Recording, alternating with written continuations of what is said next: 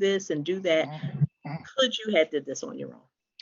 No, I couldn't. And I'll tell you why.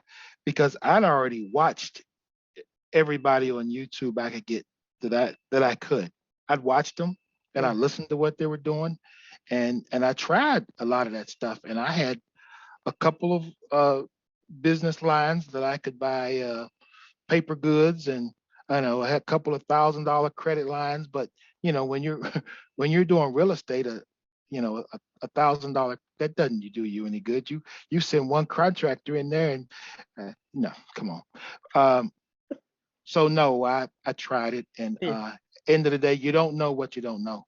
Exactly, exactly. And I'm glad that Mark made that distinction because that is a very common thing on the internet. People have people, creating the net 30s and getting the trade lines and all this other stuff. But Mark made a good point when it comes to real estate, you need some cold hard cash. Yeah. You need some cash. And that I think that's another thing that hinders people's success is that they try to do it on their own.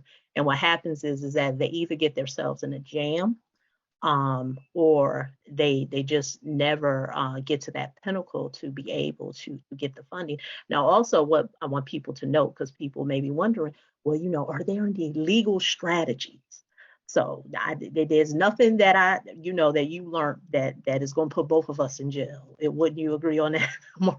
Oh, absolutely not. No, not at all. Yeah, Everything that we did was totally above board, and uh, it is all information that I'll share with my children because yeah, it's stuff that I just didn't know about uh, the credit game and exactly. how it's actually